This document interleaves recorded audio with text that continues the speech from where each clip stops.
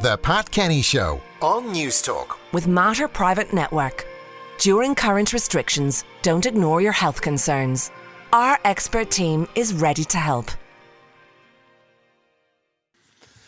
Now we're joined by News Talk's technology correspondent, Jess Kelly. We've lots to talk about, loads of questions coming in, Jess, for you. But first of all, I want to ask you about a cybersecurity conference you're hosting on Thursday. Yeah, that's right. It's here in News Talk and it's taking place online and it is completely free. So on Thursday evening at 7 p.m, I'll be joined by cybersecurity experts to talk about what really we're talking about when we say ransomware, cyber attacks and so on, and how you can best protect your business.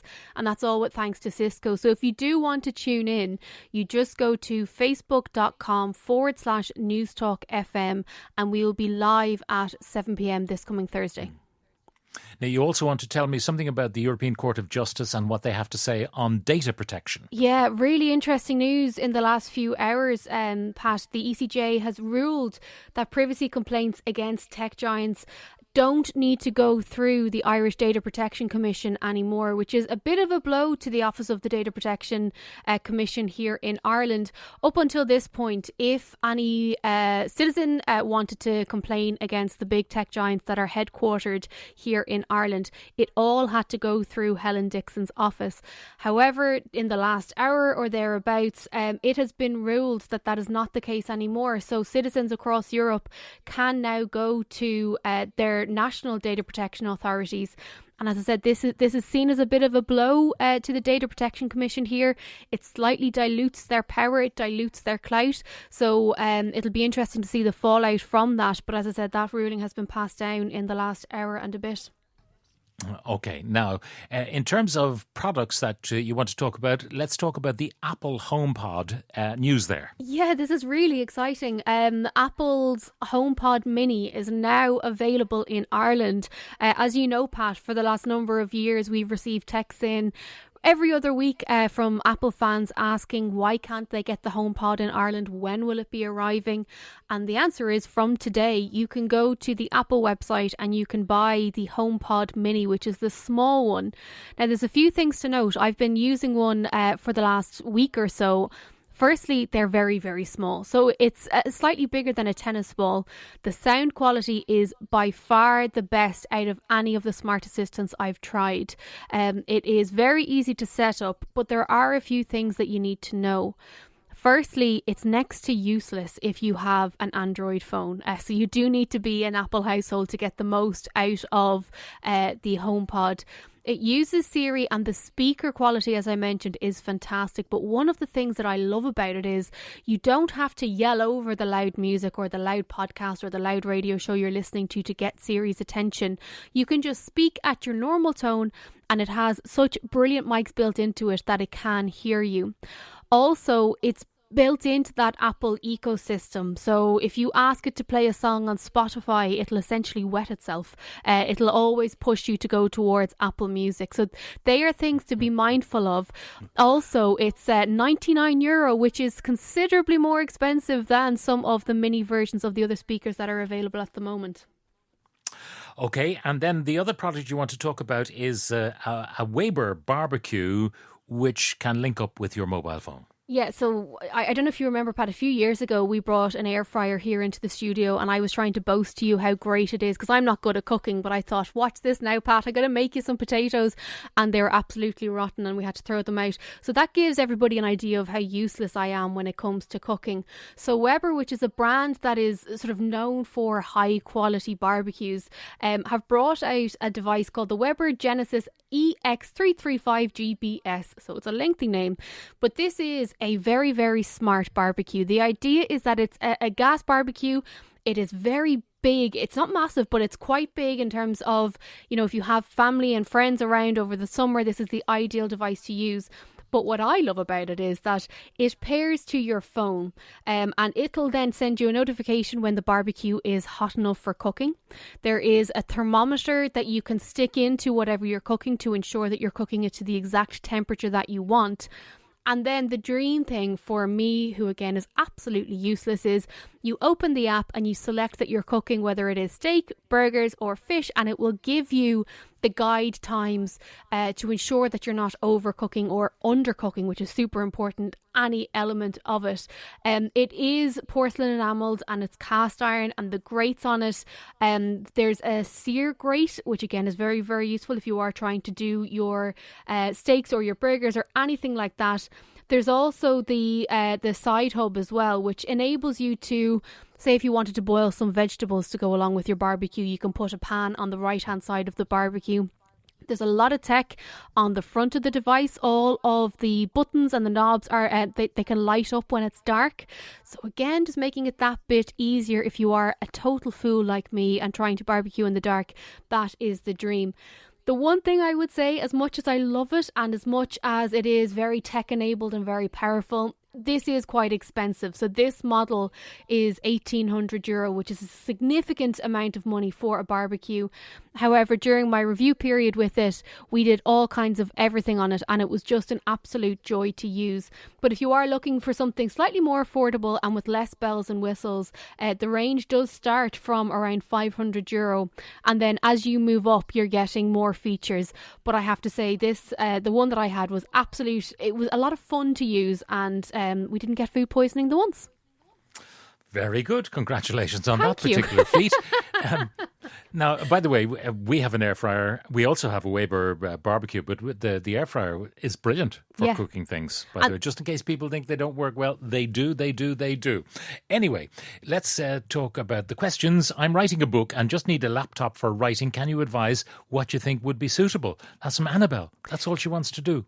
Well, then the world is your oyster, Annabelle. It depends on what budget you want, but what budget you have. Something like a Chromebook will do absolutely fine. What I would recommend, if you are writing a book and when you're writing your book, write on something like Google Drive, which auto saves, because you don't want to have that nightmare of, not saving any of your work and losing thousands and thousands of words. So I would look at a HP Chromebook. If you want to go something a little bit fancier, slightly more expensive, then maybe the Lenovo IdeaPad is worth checking out.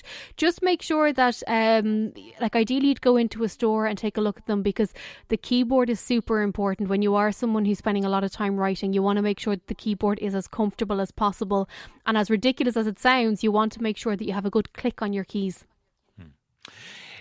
Jess, my husband and I want to get smartphones with internet, of course. Is it best we get something cheap and good for the start till we get used to them? We're both in our late 70s. And would we need a laptop also? We only have the small Dora phone at the moment.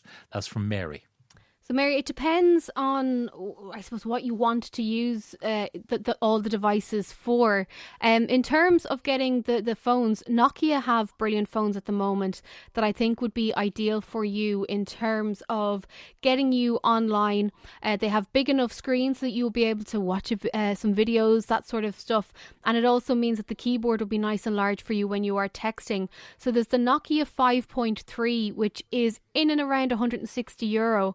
And I think that could be a good starting point. See how you get on with that. I wouldn't go down the route of buying a laptop unless you absolutely need one. So I think start with the smartphones, and then you can add to your tech collection if you need to. Interesting one from Anne. My computer storage keeps filling up within minutes of deleting data, photos, etc. No matter what I do, I can't keep the storage space free, and hence the computer is very slow, is not working well. Can you advise how to keep it clear and how best to store the hundreds of photos that I take of my baby girl? This sounds like the cloud coming to bite you in the backside. There are certain, I don't know what program you're using, but when you say, if you use something like OneDrive, for example, which is Microsoft's cloud, it'll allow you to move all your storage to the cloud, but you can actually have an option to keep all the content on the device as well as in the cloud. And that could be why, if you are trying to move stuff off the device into the cloud, that's happening. So it's just restoring it automatically. It says, oh, that picture's gone, better put it back. Yeah, exactly it, which is a pain in the face. So I think your options are, you can, if you are using something like OneDrive, just make sure that everything is saved to the cloud, not locally onto the device. Alternatively, and if you'd find it easier, you might be able to buy an external hard drive. Something like the Seagate external hard drives are excellent, and that would then give you extra storage. It'll be plugged into your laptop the entire time, and you can just pull your content across as and when you're done with it. Can Jess recommend the best laptop for an art/design student? Yeah, I think, again, they can be quite expensive, but the Microsoft Surface devices are fantastic. The Surface Pro range are excellent, and you have the S Pen compatibility, or that's not the Microsoft Pen, sorry, the S Pen is Samsung's one, but the Microsoft Pen to interact with what you're, designing, that sort of stuff. So I think the Surface is the way to go. Yeah, there's another one in related field, I suppose. I need a laptop with a minimum screen size of 15 inches for CAD applications. That's the computer-aided design applications, Microsoft Works, etc. The budget between 1.5 and 2K. That's from Liam. Well, that's you have a healthy budget there. So again, I would look at something like the Microsoft Surface range. They have all kinds of screen sizes now. There's a wide range of devices that you can get depending on your preference. So I would absolutely look at the Surface range. I'm still using the Surface Laptop 4 and I highly recommend it. So again, if you can go online and take a look at the different setups and see which one takes the most amount of boxes for you, I think you should be happy with that range. Kenneth in Dublin says, my wife has a Series 3 Apple Watch. She loves it. I was thinking of buying her a Series 6. Is it worth upgrading? She uses it for all the usual stuff. Yeah, it's funny. I went out 2 weekends ago and I bought myself an Apple Watch SE, which is kind of the budget version, if you know what I mean. So I think it was in and around €300 or thereabouts.